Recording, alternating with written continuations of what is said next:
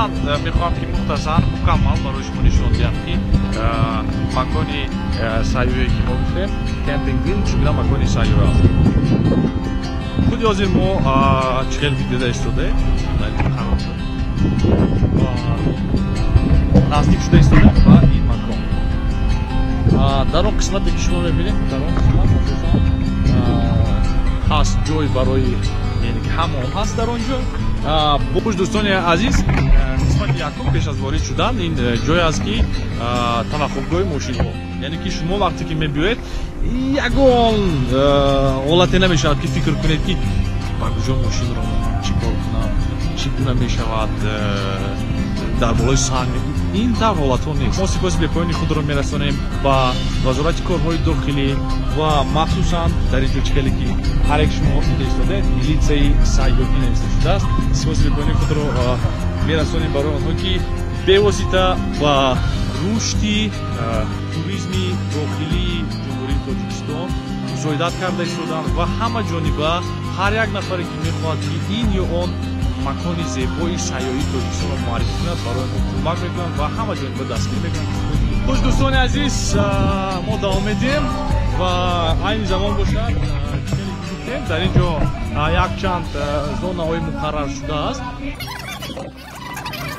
در اینجا نوشته شده پازاس سابجت چیزدو توزگی رو رعایت کنید و این مکان رو عموما چخیلی که من قید کردم افلاس کردن ممکن نیست و دوام میدیم. игровая зона یعنی که منطقه یا اینکه майдонча برای بازی کردن فوتبال والیبال هر گونه بازی ها. دوستان عزیز چکلی که در اونجا دیده ایستاده اونجا майдонча رقص است. Салам алейкум. Как тебе? Шикарно. Кемпинг Виллидж. Шикарное место, все время ходить с друзьями, с семьей.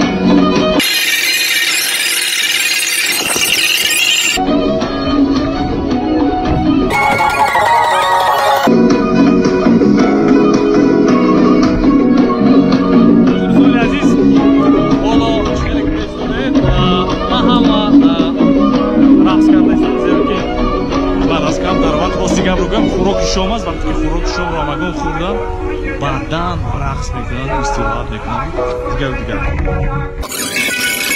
خوش دوستان عزیز ما خود حاضر نزدیک میشویم با نبی همین دریاچه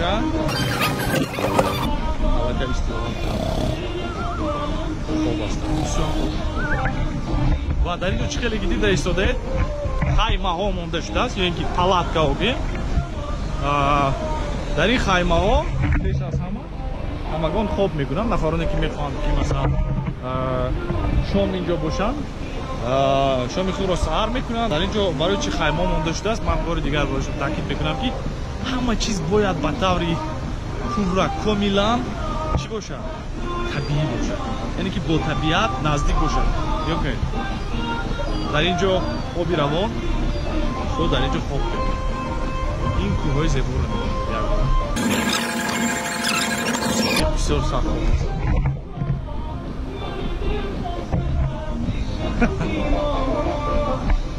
من یکی چهلی که هست در اینجا هر گونه جایهای استراحتی است.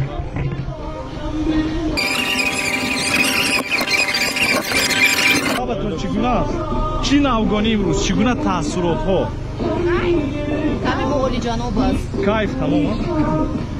این همینقدر یک کلمه کفایه است برای اینکه اینها امروز حسیات‌های خود را انعکاس کنند و فکر می‌کنم که مقصدی نفرانی که این مکان سیاحی را تشکیل نمودند محض همین چیز بود که تنها از میزاجان یک کلمه را شنیدند که ما در اینجا استراحت کردیم لذت بردیم حلاوت بردیم کیف کردیم. ما هم کیف میکنیم حلاوت میبریم خوشحالی میکنیم. برای هر یک شما سپاس به پایان و بعد از چند لحظه من برای شما خوراک‌های رو نشون میدم که در اینجا آشپزهای نامی آشپزهایی که واقعا هم به طور عالی میتونند که به نهایت با لذت یا اینکه چه خیلی که بعضا میگه بونیسیمو هر یک خوراک باشد برای شما نشون میدیم. با ما باشید. در اینجا آشپزهای ما. سلام علیکم. Чӣ омода кардастӣ? Чӣ мухтаи шудаӣ? Mana Ayguspan. Кабоби гӯспандӣ. Kamodu Guspanca. Дар инҷо чӣ мешавад? Инҷо ҳам кабоб. Бисёр олӣ. Ağzında hani. Кабоб. Мо камтар фекр кунем ки гап хӯроки якум гам хато мешавад, зеро ки хӯроки ғавсам буда дар ҳақиқатан. Якум набуду? Kaçtıracak. Чӣ буд? Чӣ хӯрок буд он? Müşteri kaçta sürekli kaçtı. Бисёр хуб буд. Ким омода кардӣ? Ama adamı doğru mu kaldı? بهترین من برای شما میگم دستانتون درد رو نگیره واقعا هم عالی واقعا هم بولذت از کسی به پایان تشکر برای مهنت و ما چی رو انتظار هستیم که کی این کبابای ما آماده بشه تو مبارز یکم شده این کبابا رو میخورد O zaman nasıl çıkartmadı? خوش دوستان عزیز این بود یک екскурсияи кӯтоҳакак аз ин макони сайёҳӣ фикр мекунам ки барои ҳамаашон писанд омад ва барои ҳамаашон муваффақиятхон ҳастам ва пеш аз ҳама гуфтан дорам ки мо ҳамаи шуморо интизор ҳастем дар кемпинг виллеҷ.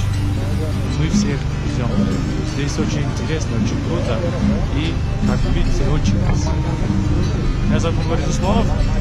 До скорых встреч.